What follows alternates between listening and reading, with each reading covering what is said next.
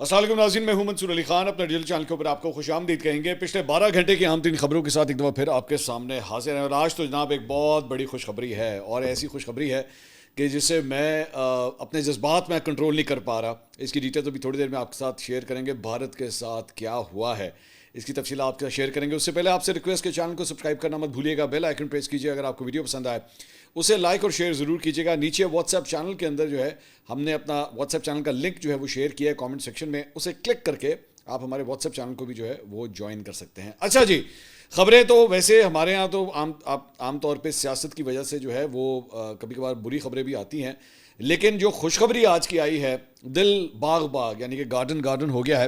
اور معاملہ یہ ہے کہ جناب ایشیا کپ کھیلا جا رہا تھا، انڈر 19 ایشیا کپ، اور اس کا جو فائنل تھا وہ روایتی ٹیمیں پاکستان اور بھارت کے درمیان، جو آپ جانتے ہیں کہ کانٹے کا مقابلہ ہوتا ہے، تو وہ تھا.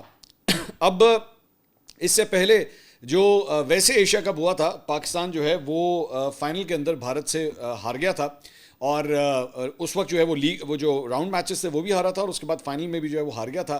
یہاں پہ جب یہ انڈر 19 کا ایشیا کپ کھیلا جا رہا تھا تو جو راؤنڈ میچ ہوا تھا پاکستان اور انڈیا کے درمیان، دونوں ایک ہی گروپ کے اندر تھے، تو راؤنڈ میچ جو ہے وہ پاکستان انڈیا سے ہار گیا تھا. تو اس لیے فائنل کے حوالے سے جب آپ آلریڈی ایک اپنا راؤنڈ میچ جو ہے وہ آپ ہار جائیں تو ظاہری بات ہے اس کا ایک پریشر ہوتا ہے. لیکن آج جو فائنل کھیلا گیا اس میں جب یہ دونوں ٹیمیں آمنے سامنے آئیں تو تھوڑا سا میں اگر سکور کارڈ جو ہے وہ میں آپ کے ساتھ شیئر کرنا چاہوں تو اس میں جناب یہ تھا کہ جناب جو ٹاس تھا وہ انڈیا نے جیتا، اور انڈیا نے ٹاس جیت کے جو ہے وہ پاکستان کو پہلے بیٹنگ کرنے کی دعوت دی. انہوں نے خود جو ہے وہ بالنگ چوز کی. دبئی کے اندر بائی دا وے یہ فائنل جو ہے وہ کھیلا جا رہا تھا ایشیا کپ کا، انڈر 19 کا. اور پاکستان نے جناب جب آ کے بیٹنگ کی ہے تو اس کے بعد پاکستان نے جو مارنا شروع کیا ہے، مطلب جو اس کی پرفارمنس تھی، وہ لگ ہی نہیں رہا تھا کہ جناب کسی قسم کا کوئی پریشر ہے. ذہن میں رکھیے گا، انڈیا پاکستان جو میچ ہوتا ہے نا اس میں بہت پریشر ہوتا ہے، اور یہ پریشر کا لفظ تو آپ بہت دفعہ سنتے ہیں، لیکن میں خود ماڑی مٹھی قسم کی کوئی کرکٹ کھیلتا ہوں تو پریشر کا جو ایک کانسیپٹ ہوتا ہے نا، آپ کے ہاتھ پاؤں چلنا بند ہو جاتے ہیں، ہاتھ پاؤں پھول جاتے ہیں آپ کے، جسے کہتے ہیں یہ عام جو محاورہ ہے ہاتھ پاؤں پھول جانا، تو یہ صورتحال ہوتی ہے. تو فائنل ہو انڈر 19 کا، اور انڈر 19 ہے یہ، مطلب آپ یہ ذہن میں رکھیے گا ان لڑکوں کا، ان بچوں کا ایکسپیرینس کتنا کو ہوگا کہ یہ پریشر ٹیکٹکس کو جو ہے وہ ہینڈل کرنا جانتے ہوں. تو وہ اور ایڈڈ پریشر کہ جناب کیا ہوگا. اوپر سے بڑے جو ہیں، جو ہماری نیشنل ٹیم ہے، وہ آلریڈی ایشیا کپ کا فائنل انڈیا سے ہی ہار چکی ہوئی ہے، اور اس کے بعد آپ ان سے راؤنڈ میچ کے اندر بھی ہار چکے ہیں. So now you can imagine کہ کس قسم کے پریشرز جو ہیں وہ آتے ہوں گے. بہرحال یہاں پہ جو ہے وہ جب پاکستان نے جناب اپنی بیٹنگ کی تو سمیر منہاس، مطلب کیا اننگز کھیلی گئی ان کی جانب سے. 113 بالوں کے اوپر 172 رنز جو ہیں وہ سکور کیے گئے، جس میں 9 چھکے اور 17 چوکے اس کے اندر شامل تھے. 9 چھکے اور 17 چوکے اندازہ کیجیے، اور 152 کا سٹرائک ریٹ تھا جس کے تحت جو ہے وہ سمیر نے سکور کیا. اس کے علاوہ احمد حسین نے جو ہے وہ 56 رن سکور کیے، ہاف سینچری انہوں نے سکور کی، اور 50 اوورز کے اندر جو ہے وہ پاکستان 347 رنز جو ہے وہ سکور کرنے کے اندر کامیاب ہو گیا. تو یہ میری جو ہے وہ یہ پیٹ ہے اور اس کا کچھ نہیں کیا جا سکتا، یہ بیچ میں آئے گی، آپ معذرت کے ساتھ یہ بھی ہٹ جاتی ہے خود ہی. خیر، تو 347 رنز جو ہیں وہ جناب سکور کیے پاکستان نے. اب یہ بہت بڑا ٹوٹل تھا 50 اوور میچ کے لیے، ون ڈے کے لیے جو ہے یہ کافی بڑا ٹوٹل ہوتا ہے. عام طور پہ 350 330 جب آپ کراس کرتے ہیں نا تو پھر کافی تک آئیڈیا ہو جاتا ہے کہ میچ جو ہے وہ آپ کے ہاتھ میں. تو 347 جو ہے 8 وکٹوں کے نقصان کے اوپر پاکستان نے جو ہے وہ سکور کیا. لیکن اس کے بعد جب آئی ہے انڈیا کی، اس کے بعد ان کے لڑکوں کا کوئی حال ہوا ہے. مطلب مثال کے طور پہ میں اگر صرف آپ چھوٹی سی اگزامپل دوں تو 4 اووروں کے اندر جو ہے وہ 49 کے اوپر 3 کھلاڑی آؤٹ ہو چکے ہوئے تھے. مطلب 4.1 اوورز کے اندر جو ہے 49 رنز کے اوپر 3 کھلاڑی آلریڈی پیویلین واپس لوٹ چکے ہوئے تھے. 59 for 4، 68 for 5، 82 for 6، 94 for 7، 115 for 8، 120 پہ 9 اور 156 پہ پوری ٹیم واپس پیویلین. مطلب یہ ایسی شاندار قسم کی پرفارمنس جو ہے وہ پاکستان نے دکھائی ہے، اور مطلب دل جیت لیا. اور 50 رنز کے صرف 156 رنز پہ، اور انہوں نے صرف 26.2 یعنی تقریباً آدھے اوور جو ہے وہ صرف کھیل سکے. پاکستانی بالرز کی جانب سے جو ہے علی رضا نے 4 وکٹیں حاصل کی. محمد سیام، عبدالسبحان، نقاب شفیق محمد سیام، عبدالسبحان اور حذیفہ احسن، انہوں نے 2 وکٹیں جو ہے وہ حاصل کی. لیکن سٹار جو ہے وہ علی رضا رہے. سو علی رضا کی بالنگ اور ساتھ ہی ساتھ سمیر منہاس کی بیٹنگ، اس کے تحت جو ہے وہ پاکستان جناب یہ انڈر 19 کا ایشیا کپ جو ہے وہ جیتنے میں کامیاب ہوا. یہ دوسری دفعہ ہوا ہے کہ انڈر 19 کی ٹیم جو ہے وہ یہ ٹائٹل جیتی ہے. اس سے پہلے جوائنٹ ونر ڈکلیئر ہوئے تھے پاکستان اور انڈیا, غالباً 2012 کی شاید بات ہے. اب جو ہے وہ پاکستان نے ہولی سولی فائنل میں انڈیا کو ہرایا. اچھا 2-4 چیزیں ہیں, میں کیوں اس کے اوپر اتنا خوش ہوں. ٹھیک ہے میچ تھا, میچ ختم ہوا, پاکستان نے میچ جیت لیا, دیٹس اے سیپریٹ تھنگ. لیکن بھائی میرے ذہن میں نا آ رہے ہیں وہ تمام مناظر جو انہوں نے جب وہ ایشیا کپ جو پہلے والا جیتا تھا نا, اور اس کے بعد جو انہوں نے وہ گھٹیا حرکتیں کی تھیں اس پورے ٹورنامنٹ میں کہ جی ہم ہاتھ نہیں ملائیں گے, ہم آگے نہیں ہوں گے, ہم یہ نہیں کریں گے, ہم وہ نہیں کریں گے.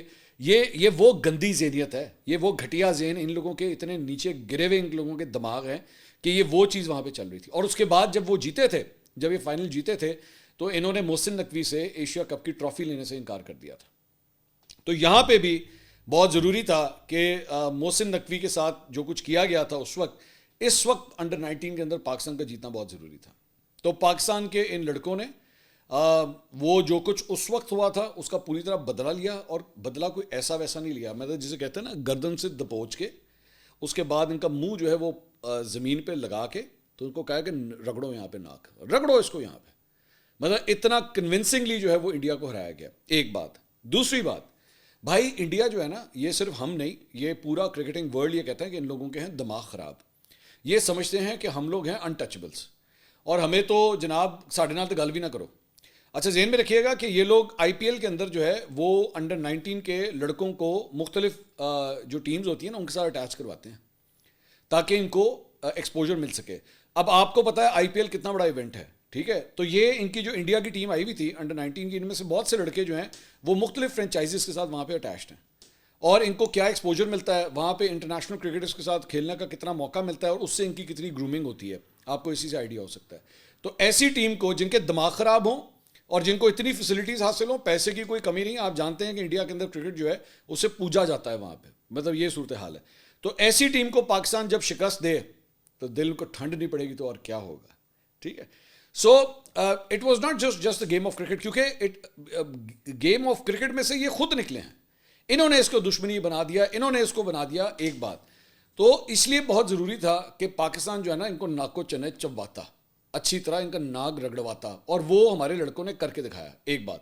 دوسری بات یہ میں دیکھ رہا تھا ان کے وہ باقی جو لونڈے چھونڈے وغیرہ جو لگے ہوتے ہیں یوٹیوب کے اوپر اور بیٹھ کے مختلف چینلز جو کرکٹ کے چلاتے ہیں, وہ منہ ان کے بجے ہوئے, زبانیں ان کی باہر آئی ہوئی, ڈیلوں میں سے پانی نکل رہا ہے کہ جناب یہ سڑنا کی ہو گیا ہے. کیوں میں یہ کہتا ہوں, اکثر اوقات پاکستان کے بارے میں نا ہمارے چند کرکٹرز ہیں جن کو بڑی تکلیف ہوتی ہے, وہ اکثر اوقات کہتے ہیں جناب پاکستان میں ٹیلنٹ کیا ہے, کدھر ہے پاکستان میں ٹیلنٹ, پاکستان میں تو لڑکا ہی نہیں آ رہا, پاکستان میں تو پرفارمنس ہی کوئی نہیں ہے. اے دیکھ لو تسی پرفارمنس, آپ نے دنیا کی ایک کرکٹ کی سپر پاور کو آپ نے شکست دی ہے.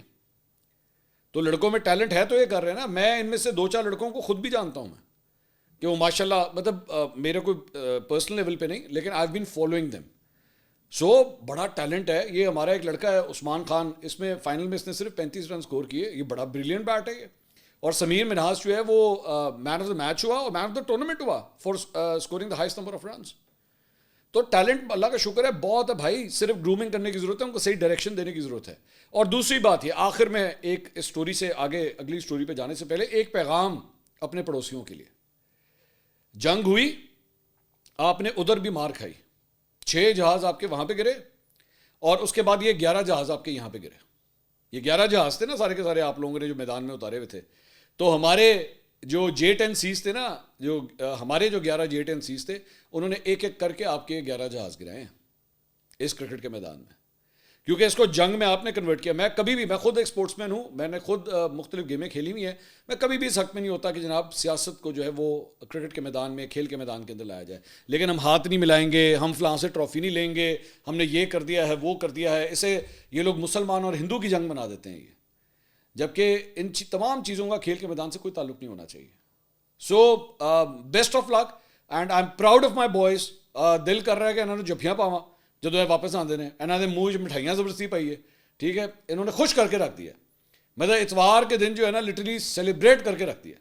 میں تو آپ سوچ نہیں سکتے, مجھے جب میں ان لوگوں کو جب پھینٹا پڑتا ہے نا انڈینس کو, چاہے وہ جنگ کا میدان ہو یا کھیل کا میدان ہو, بھائی ادھر بہت ٹھنڈ پڑتی ہے, آپ مانیں یا نہ مانیں, مجھے تو بہت خوشی ہوتی ہے. تو میں اب چاہوں گا کہ گورنمنٹ آف پاکستان جو ہے وہ محسن نقوی صاحب پرائم منسٹر, ان بچوں کو بلائیں, تھپکی دیں, ان کا خیال رکھیں, ان کو انعامات دیں, کیونکہ انہوں نے مارکا مارا ہے. انہوں نے مارکا مارا ہے. And support them, totally support them. کچھ دیگر خبروں کی طرف چلتے ہیں. تحریک تحفظ آئین پاکستان, اس کی جناب جو تحریک ہے اس کے تحت جو ہے وہ قومی کانفرنس کا دوسرا دن جو ہے وہ آج منعقد کیا گیا, اور وہاں پہ وزیر اعلیٰ سہیل آفریدی صاحب نے خطاب کیا. کاشف عباسی صاحب بھی وہاں پہ سینئر اینکر پرسن وہ بھی آئے ہوئے تھے. سہیل آفریدی صاحب کا پہلے بیان جو ہے وہ شیئر کرتے تھے. انہوں نے کہا جی پاکستان میں مسئلہ یہ ہے کہ جس کا جو کام ہے وہ کام نہیں کر رہا. جرگے کے بعد ہمارے مہمانوں کو جن کا تعلق پی ٹی ایم سے تھا ان کو اسمبلی کے باہر اٹھا لیا. میں نے ان سے کہا کہ آپ لوگوں کو زمینی حقائق کا علم نہیں ہے اور آپ کسی کے کہنے پر لوگوں کو اٹھا لیتے ہیں. اس سے ثابت ہوتا ہے کہ آپ کے مشیر بہت بیوقوف ہیں. ان کی پالیسیوں کی وجہ سے 78 سال میں پہلی مرتبہ پشاور یونیورسٹی میں ادارے کے خلاف نعرے بازی ہوئی. جب دہشت گردوں کو لا کر آباد کیا جا رہا تھا ہم اس وقت بھی چیخ رہے تھے, لیکن کوئی ہماری نہیں سن رہا تھا. اب یہ صوبے میں آپریشن کی تیاری کر رہے ہیں. آپ نے 78 سال میں جو فیصلہ کیا اس کا ہمیں نقصان ہوا. لندن میں بیٹھ کر رجیم چینج کا فیصلہ کریں گے تو آپ کی معیشت کا یہی حال ہوگا. ایک صوبے کے وزیر اعلیٰ کو ایئر فورس کا جہاز لے کر دوسرے ملکوں میں وہ جا رہا ہے اور دوسرے صوبے کے وزیر اعلیٰ کا پاسپورٹ بلاک ہے. خود ہی پریس کانفرنس کرنے آ جاتے ہیں کہ عمران خان سیکورٹی تھریٹ ہے. بے وقوفو, وہ سیکورٹی تھریٹ نہیں ہے, وہ آپ کی سیکورٹی کی ضمانت ہے. 8 فروری کو آپ نے جو کچھ کیا وہ آپ کو پتا ہے. پاکستان کی سب سے بڑی اسٹیبلشمنٹ سوشل میڈیا ہے. اس حکومت نے لگتا ہے کہ شرم حیا اور غیرت کو الماری میں بند کر کے رکھ دیا ہے. تو بڑا سخت قسم کا بیان جو ہے وہ وزیر اعلیٰ خیبر پختونخوا سہیل آفریدی کی جانب سے جو ہے وہ دیا گیا. اس کے علاوہ کاشف عباسی صاحب سینئر اینکر پرسن وہ بھی آئے, وہ بھی اس میں شرکت کر رہے تھے. انہوں نے خطاب کیا. انہوں نے کہا نظام کو ٹھیک کرنا بہت مشکل ہے. ہمارے پاس جو نظام تھا ہم اس نظام کو مزید خراب کر رہے ہیں. ملک میں اگر کہا جائے کہ منی مارشل لا ہے تو یہ غلط نہیں ہوگا. جب سے فوج اور حکومت ایک پیج پر آئے ہیں اس کا نقصان میڈیا کو ہوا ہے. میں نے ہمیشہ ایمانداری سے ٹیکس ادا کیا, لیکن پھر جو ایف بی آر نے میرے ساتھ کیا وہ سب کے سامنے ہے. ایف بی آر نے کہا کہ سر یہ ہم نہیں کر رہے, کوئی اور کر رہا ہے. میرے سسرال کے اکاؤنٹس بھی چیک کیے گئے, میرے اکاؤنٹس فریز کیے گئے. اسد طور نے جس شخص سے طوطے خریدے اس کے اکاؤنٹ بھی فریز کر دیے. ہم پیکا کے خلاف کہیں بھی آواز نہیں اٹھا رہے. آج میرے جو دوست ٹی وی پر بیٹھ کے پروگرام کر رہے ہیں ان کو داد دیتا ہوں. موجودہ حالات میں آف ایئر ہونا آسان ہے اور آن ایئر ہونا جو ہے وہ مشکل ہے. تو کاشف عباسی صاحب کے بارے میں یہ ڈیفینیٹلی میں یہ بات کرنا چاہوں گا کہ وی مس ہم. مطلب وہ ایک ایسی آواز ہیں جو ہمیشہ اچھی نیٹ اینڈ کلین جرنلزم کرتے رہے. آپ اختلاف کر سکتے ہیں, آپ میری باتوں سے بھی اختلاف کر سکتے ہیں, آپ کاشف عباسی صاحب کی باتوں سے بھی اختلاف کر سکتے ہیں, لیکن آپ ان کی جرنلزم پہ انگلی نہیں اٹھا سکتے. آپ کبھی بھی یہ نہیں کہہ سکتے کہ جناب یہ جو ہے وہ کسی ایک سائڈ کی طرف جھکے ہوئے ہیں. وہاں ان کا پوائنٹ آف ویو ہے, وہ ہر ایک کا رائٹ ہے, وہ میرا بھی ہے, وہ ان کا بھی ہے, اور ہمارا اختلاف بھی ہوتا ہے. میرا کاشف بھائی کی بہت سے باتوں کے اوپر جو میرا اختلاف ہے ڈزنٹ میٹر, لیکن ان کی رسپیکٹ میں کبھی نہیں آئے گی. ایسا کبھی نہیں ہوگا کہ میں ان کی عزت نہ کروں یا میں یہ کہوں کہ ہاں یار چلو ٹھیک ہے آفر ہے تو اچھا ہے. نہیں, میرا خیال میں پاکستانی میڈیا جو ہے وہ اس کا نقصان ہے اگر کاشف عباسی ٹیلی ویژن چینل پہ آپ کو نظر نہیں آ رہا. میری رائے میں یہ میری رائے ہے. اس کے علاوہ شاہد خاقان عباسی صاحب فارمر پرائم منسٹر وہ بھی اس میں شرکت کر رہے تھے. انہوں نے کہا جی اس قومی کانفرنس کی آج ملک کو ضرورت ہے. ہم جو جوڈیشل ایکٹیویزم کو رو رہے تھے اب جوڈیشری ہی نہیں رہی. قانون کی بالادستی کے علاوہ ہم آگے نہیں بڑھ سکتے. پاکستان میں صرف پاکستان کا ماڈل چلے گا اور وہ ماڈل ہے پاکستان کو آئین کے تحت چلائیں. یہ انہوں نے خطاب کیا. سلمان اکرم راجہ صاحب نے ٹویٹ کیا ہے. انہوں نے کہا مراد سعید کبھی پولیٹیکل کمیٹی کا حصہ نہیں تھے. عامر مغل نئی کمیٹی میں شامل نہیں. نئی کمیٹی کا ایک مقصد تعداد کو 40 سے کم کرنا تھا. اچھر صاحب اور علامہ ناصر کو قومی اسمبلی سینیٹ اور عمومی حکمت عملی کے حوالے سے عمران خان صاحب کی طرف سے دی گئی ذمہ داری کا اظہار بھی ضروری تھا. ایکچولی جو نئی انہوں نے سیاسی کمیٹی بنائی ہے پاکستان تحریک انصاف نے, اس کے اوپر بھی بہت سے جو ہے وہ آپس میں لیگ پولنگ چل رہی ہے, ایک دوسرے سے اختلافات چل رہے ہیں. تو یہ اس کا بیسکلی جو ہے وہ یہ ذکر کر رہے تھے کہ جناب میں نے کن وجوہات کی وجہ سے یہ نئی سیاسی کمیٹی بنائی ہے اور وہ کس قسم کا جو ہے وہ کام کر رہی ہے. سہیل وڑائچ صاحب نے جو ہے وہ آج بڑا انٹرسٹنگ قسم کا ایک کالم لکھا ہے, وہ شیئر کرنا چاہوں گا. ٹائٹل ہے اس کا بہادر بگوڑے اور ناتواں نگوڑے. تو لونڈے لپاڑوں سے جو ہے وہ بگوڑے اور نگوڑوں تک جو ہے وہ بات آ گئی ہے. سہیل وڑائچ صاحب کہتے ہیں جی دنیا میں ہمیشہ سے ایسا ہوتا آیا ہے اور اب بھی ایسا ہی ہو رہا ہے. کسی سے کیا گلا کیسی شکایت. سلام ہے ان بہروپیوں پر جو دھوکے کے فن کو ہنر میں بدل چکے ہیں. سلام ان چلتروں پر جو جھوٹ کو سچ اور سچ کو جھوٹ ثابت کر دیتے ہیں. اور خاص سلام ان پر جو اس خیالی جنت کی حوریں اور فرشتے بن کر پاک بازی کا دعویٰ کرتے ہیں. پوری انسانی تاریخ میں بھگوڑے کبھی بہادر نہیں ٹھہرے, مگر آج کل بھگوڑے سب سے بہادر تصور کیے جا رہے ہیں. اور جو مٹی ہیں اور مٹی سے جڑے ہوئے ہیں پڑے ہیں وہ بزدل کمپرومائز اور لفافے قرار پائے ہیں. یہ ناتواں نگوڑے نہ تو ڈالر کما رہے ہیں اور نہ بہادری کے تمغے لے رہے ہیں, بلکہ یہ نگوڑے تو ایک طرف سے گالیاں تنقید اور تانے سن رہے ہیں اور دوسری طرف سے غیر ضروری اور بے حد دباؤ برداشت کر رہے ہیں. یہ تماشے بہت ہوئے, اب بھی ہو رہے ہیں. جنیجو لیگ, فدا لیگ, ضیاء لیگ, کاف لیگ اور رنگ برنگ کی لیگیں یہ سب مختلف وقتوں کے حکمرانوں کی ہی ٹیمیں تھیں جو جمہوری بحروب میں جمہوری حق مارنے کے لیے وجود میں آئیں. پیٹریوٹ کیا تھا؟ دعوے بے نظیر بھٹو کو واپس لانے کے تھے، مگر در حقیقت بے نظیر کو اقتدار سے دور رکھنے کی کوشش تھی. -1 فارمولے بھٹو، بے نظیر، نواز شریف پر آزمائے گئے، اب عمران خان پر آزمائے جائیں گے. پھر بحروب بھرے جائیں گے، بگوڑے بہادر اور مٹی سے جڑے لوگ ناتواں نگوڑے کہلوائیں گے. پوری کہانی میں سچ کو ہمیشہ مار پڑی ہے، جھوٹ کا بول بالا ہوتا رہا ہے، اب بھی وہی چلن ہے. متکبر جیت رہے ہیں اور منکسر ہار رہے ہیں. پہلے کہا جاتا تھا کہ جھوٹ کے پاؤں نہیں ہوتے، آج تو جھوٹ کو پہیے لگے ہوئے ہیں. جھوٹ دوڑ رہا ہے اور سچ بیچارہ معذور بنا بیٹھا ہے. وہ اس لیے کہ سچ کڑوا اور جھوٹ میٹھا ہوتا ہے. کڑوا سچ سن لیا جائے تو اس کی تاثیر میٹھی ہوتی ہے، جھوٹ میٹھا اور مزیدار تو ضرور ہوتا ہے مگر اس کی تاثیر زہر آلود ہوتی ہے. بدقسمتی سے بہادر بگوڑے کامیابی سے جھوٹ سچ بول رہے ہیں اور نگوڑے ناتواں کی آواز سنی نہیں جا رہی. بہادر بگوڑوں کو زندگی میں پہلی آزمائش پڑی تو فراری بن کر ریاستی کے خلاف بولنے لگے. حالانکہ یہ سپولے پہلے بھی ریاستی دودھ پلے بھی یہ سپولے پلے بھی ریاستی دودھ پر تھے. انہیں ہر جگہ خفیہ ہاتھ نوکریاں دلواتے تھے، پھر انہیں خبریں دیتے تھے، پھر ان کے ذریعے لوگوں کو بدنام کرواتے تھے. اگر آج یہ مقتدرہ یا ریاست کے خلاف بیانیاں بناتے ہیں تو ریاست نے انہیں جو مراد دی ہیں، جو کیش دیے ہیں، وہ واپس کر دیں اور سرعام معافی طلب کریں، وگرنہ وہ تاریخ کے بے تصور ہوں گے جو انہی کی طرح ماضی میں سوانگ رچا کر گلی محلوں میں خیرات مانگا کرتے تھے. کدھر گئی انقلاب کی منصوبہ بندیاں، ٹرمپ سے دوستی کی داستانیں، نونی اور پپلیوں کی اندرونی لڑائیاں اور نوٹیفیکیشن میں تاخیر کے بارے میں سازشی کہانیاں، سب غلط. پھر بھی ان پر یقین سے کیا ثابت ہوتا ہے کہ بگوڑوں کا جھوٹ نگوڑوں کے سچ پر بھاری ہے. مگر رکیے، تاریخ کا پہیہ فیصلہ کرتے وقت الٹا گھومتا ہے. ولن ہیرو اور ہیرو ولن بن جاتے ہیں، حقیقت کھل جاتی ہے. بحروب کا پردہ چاک ہو کر رہتا ہے، اب بھی ہو کر رہے گا. بہادر بگوڑے باہر محفوظ ٹھکانوں پر بیٹھ کر روزانہ ناتواں نگوڑوں پر تیر برساتے ہیں. ناتواں نگوڑے ان تیروں کے زخم سہ رہے ہیں. آج کی مشکلات، مصیبتیں اور مخالفتیں تاریخ میں ٹرافیاں بن جاتی ہیں اور گالی باز تاریخ میں خود گالی بن جاتے ہیں. آج بہادر بگوڑوں کی اڑان اور ناتواں نگوڑوں کی گران صحیح، مگر تاریخ کا پہیہ گھوم کر رہنا ہے. تو بیسکلی انہوں نے میرے خیال میں جو سہیل وڑائچ صاحب نے جو پورا کالم لکھا ہے، یہ وہ لونڈے لپاڑے جو باہر بیٹھے ہوئے ہیں، خاص طور پہ امریکہ میں یا انگلینڈ میں، یہ ان کے بارے میں بیسکلی ذکر ہو رہا ہے کہ یہ ہیں بھی بگوڑے، یہ بھاگ بھی گئے، لیکن کلیم کرتے ہیں بہادری کا. اور جو یہاں پہ ہیں، جو پاکستان کے اندر ہے، جس طرح ابھی تھوڑی دیر پہلے کاشف عباسی صاحب نے بات کی کہ جناب آج کل آنر آنا مشکل ہے، آفر ہونا آسان ہے. تو اسی طرح جو یہاں پہ بیٹھ کے جرنلزم کر رہے ہیں، یہ ان کے اوپر انگلیاں اٹھاتے ہیں کہ جناب انہوں نے یہ جرنلزم کر دی تو وہ جرنلزم کر دی. بٹ تو تپڑے گا، تھی واپس آئے، تھی کر لو، آ کے آئے نا ادھر، واپس آئیں، نہیں آئیں گے. تو یہ سہیل وڑائچ صاحب جو ہے بیسکلی اس کا ذکر کر رہے ہیں کہ آج کل کے دور میں جو ہے وہ جرنلزم کرنا کتنا مشکل ہے. اس کے علاوہ جناب ایک اور خبر جو ہے وہ نجم سیٹھی صاحب نے جو ہے انہوں نے اپنے پروگرام میں ایک تجزیہ دیا. انہوں نے کہا توشہ خانہ 2 کیس کے فیصلے سے عمران خان کی سیاست کو کوئی فرق نہیں پڑے گا. جو سزا میں ملی ہیں ان کی توقع تھی. سول عدالتوں سے سزائیں ہو رہی ہیں، پھر اپیلوں پر اپیل ہوگی. اصلی چیز جو ہے وہ ہے کورٹ مارشل، جس کا اشارہ جنرل فیض حمید کی سزا کے حکم پر دیا گیا. جب عمران خان کو 9 مئی کیس میں لے جایا جائے گا اور وہی سزا ہوگی. 9 مئی خطرناک اور سیریس کیس ہے. 190 ملین پاؤنڈ کیس میں بھی عمران خان کو سزا ملی ہوئی ہے. اپیلوں کو جلدی لگانے کا حکومت اور اسٹیبلشمنٹ کو کوئی فائدہ نہیں. عمران خان جیل میں بیٹھے ہیں، جتنی دیر چاہیں ان کو کھینچ لیں. یہ اپیل لانچ کریں گے تو 2 سال اپیلیں ہی سنیں گے. یہ سب سیاسی چیزیں ہیں، ان میں قانون کا خیال نہیں رکھا گیا. یہاں سیاستدانوں پر جو کیسز بنتے ہیں ان میں وزن تو ہوتا ہے، پھر سیاسی کمپرومائز ہو جاتا ہے اور وہ واپس آ جاتے ہیں. عمران خان بھی جیل میں رہیں گے اس وقت تک جب تک کوئی سیاسی حل نہیں نکلتا. خان صاحب کہتے ہیں کہ لڑنے کے لیے تیار ہو جاؤ. ایک طرف عمران خان لڑائی کا کہہ رہے ہیں، دوسری طرف کوٹ لکھپت جیل والے کہہ رہے ہیں کہ مذاکرات کرو. مجھے مذاکرات کا کوئی ماحول نظر نہیں آ رہا، کیونکہ پی ٹی آئی میں کچھ لوگ مذاکرات اور مفاہمت چاہتے ہیں، کچھ لوگ مزاحمت پر آمادہ ہیں. اس حوالے سے پی ٹی آئی تقسیم ہے. سہیل آفریدی کی عمران خان سے ملاقات ہوگی. سوال یہ ہے کہ عمران خان سہیل آفریدی کو حکم دیتے ہیں کہ احتجاج کرو. پھر آفریدی صاحب کیا جواب دیتے ہیں؟ حالات بہت نازک ہیں، ایک طرف دہشت گردی ہے، دوسری طرف سہیل آفریدی احتجاج کرتے ہیں تو ریاست کی ٹینشن بڑھ جائے گی. ملک دشمن عناصر چاہیں گے کہ احتجاج ہو، لیکن حکومت احتجاج کرنے کی اجازت نہیں دے گی. اس کے علاوہ جناب وی نیوز نے جناب یہ رپورٹ کیا ہے کہ حکومتی رہنماؤں کی جانب سے 28ویں ترمیم لائے جانے کی تصدیق کی جا چکی تھی، تاہم اب یہ معاملہ جو ہے وہ التوا کا شکار لگ رہا ہے.